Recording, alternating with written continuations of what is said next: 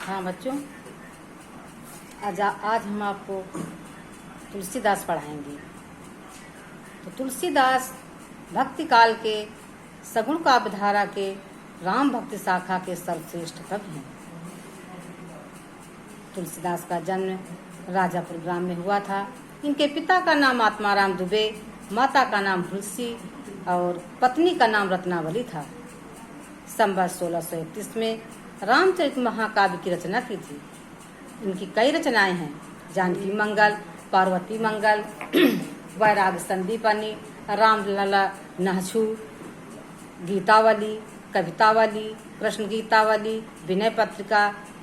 ये सब रचनाएं अवधी और ब्रज भाषा में ही लिखी गई हैं। तो बच्चों देखिए, आगे निकालिए किताब।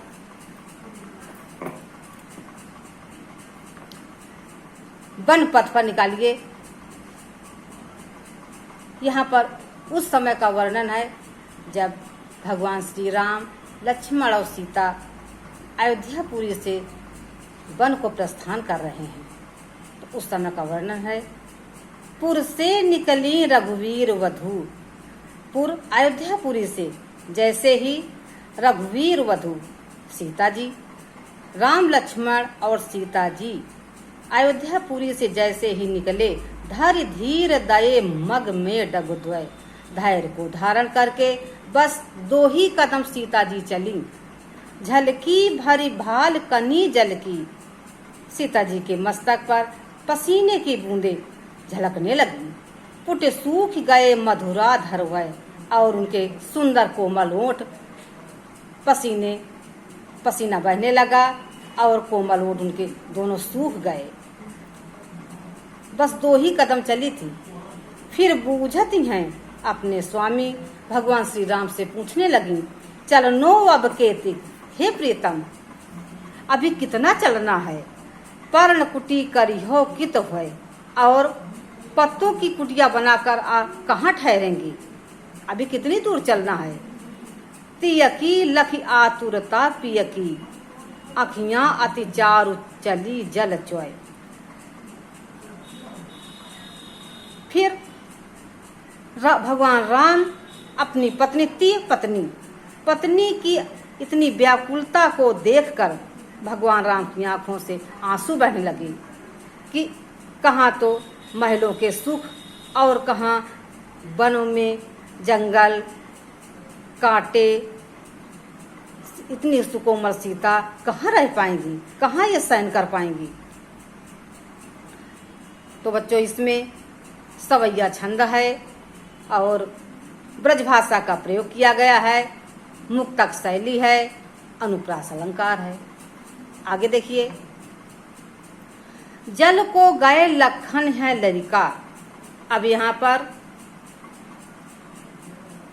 सीता जी भगवान श्री राम से कह रही हैं: हे स्वामी, लरिका का मतलब होता है छोटा। लक्ष्मण भैया अभी बहुत छोटे हैं, पानी लेने के लिए गए हैं। परिखो पिय छाए घरी इव ठाढ़े। वृक्ष की छाया में खड़े होकर के उनका इंतजार कर लिया जाए, अर्थात लक्ष्मण का की प्रतीक्षा कर ली जाए। पोंछ पसेव बयार करो, हे प्रीतम, तब तक मैं तुम्हारे पसीना पोंछ करके हवा कर देती हूँ। और पाए पखारियो भूभर ठाड़े, और रेत में चलने के कारण पैर गर्म हो गए हैं, इसलिए मैं तुम्हारे पैर धो देती हूँ। तुलसी रघुवीर प्रियाश्रम जान के, बैठ विलंब लो कंटक काढ़े।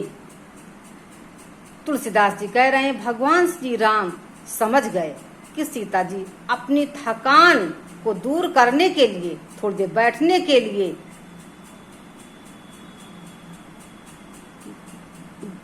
तुलसी रघुवीर प्रिया समजान के बैठ विलंब लो कंटक काढ़े। जैसे तुलसीदास जी कह रहे हैं कि भगवान श्री राम जब समझ गए कि सीता जी बहुत थकी हुई हैं, इसलिए वो किसी पेड़ की छाया में बैठ करके काफी देर तक पैरों से कांटे निकालते रहे। जानकी नाह को नेक लगे लख्यो, सीता जी ने अपने प्रीतम भगवान श्री राम के प्रेम को देखकर पुलकोत्तम उनका शरीर रोमांचित हो गया और बार विलोचन बाढ़े और उनके नेत्रों से आंसू बहने लगे। तो देखिए इसमें भी मुक्तक छंद है, सवई ब्रज भाषा का प्रयोग किया गया है, अनुप्रास अलंकार है। रानी में जानी अजानी महा। अब यहाँ पर उस समय का वर्णन है। ग्रामीण स्त्रियां राजा दशरथ और माँ कैकेयी की चर्चा कर रही हैं, आपस में बातचीत कह रही हैं कि रानी में जानी अजानी महा पविपाहन हूत कठोर ही। हे सखी, मुझे ऐसा लगता है कि वो रानी अर्थात रानी कैकेयी बड़ी अज्ञानी है। पविपाहन हूत कठोर ही। पवि माने वज्र, पाहन माने पत्थर। उनका हृदय वज्र और पत्थर के समान कठोर है। राजा वो काज अकाज न जाने, और राजा दशरथ ने भी ये नहीं समझा कि क्या कार्य करना चाहिए और क्या कार्य नहीं करना चाहिए, क्या उचित है और क्या अनुचित है। इसको न समझ करके कहियो तिय को जिन कान कियो है, अपनी पत्नी के कहने पर इन तीनों को वनवास भेज दिया, जंगल भेज दिया। ऐसी मनोहर मूरत ये है सखी, ये मन को हरने वाले ये तीनों कितने सुंदर हैं। बिछुरे कैसे प्रीतम लोग जियो हैं, इनके वियोग में इनसे प्रेम करने वाले जो बिछुड़े होंगे वो कैसे जीवित होंगे। लोग जियो है, कैसे जीवित होंगे।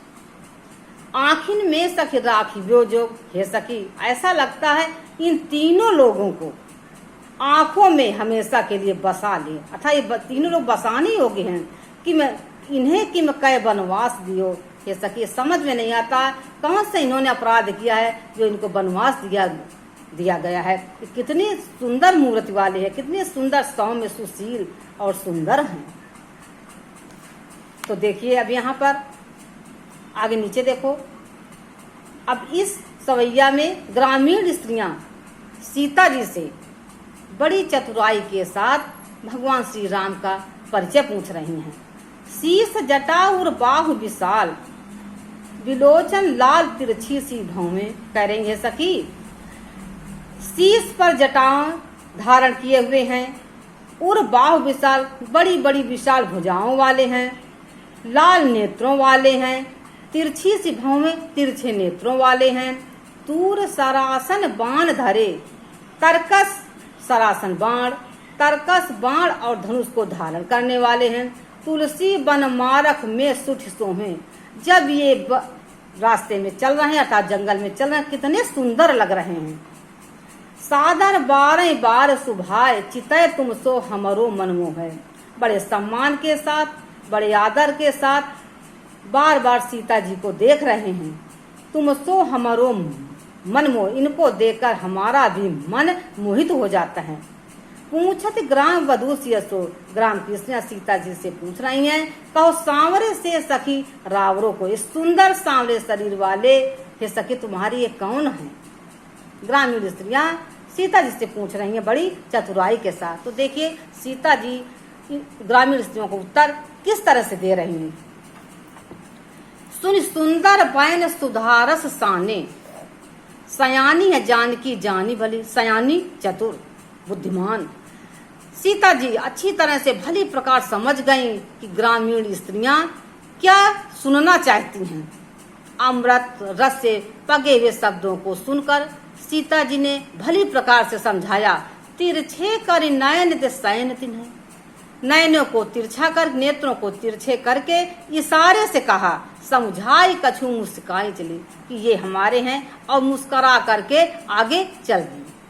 तुलसी तिह अवसर सोह सबय, अवलोकित लोचन लाहु अली। ग्रामीण स्त्रियां श्री राम को देखने के लिए इतनी लालाई थी, ऐसे मालूम पड़ रही थी जैसे अनुराग तालाब में भानु उदय, जैसे प्रेम रूपी तालाब में भगवान श्री राम रूपी सूर्य के उदय होने पर मनो मंजुल कंज का, मानो कमल की पंखुड़ियां खिल रही हैं। इतनी सुंदर वो ग्रामीण स्त्रियां लग रही थी। अनुराग तड़ाग में भानु उदय विगसी मन मंजुल कुंज कली। मंजुल सुंदर, तो यहाँ पर बच्चों श्रृंगार रस है, माधुर्य गुण है, ब्रजभाषा का प्रयोग किया गया है, मुक्तक छंद है, नीचे की पंक्ति उदय विगसय मनोमंजुल कंजकली में उत्प्रेक्षा अलंकार है। तो गोस्वामी तुलसीदास का वन पर समाप्त होता है। शेष कल आगे पढ़ाएंगे। बच्चों पढ़ते रहिए।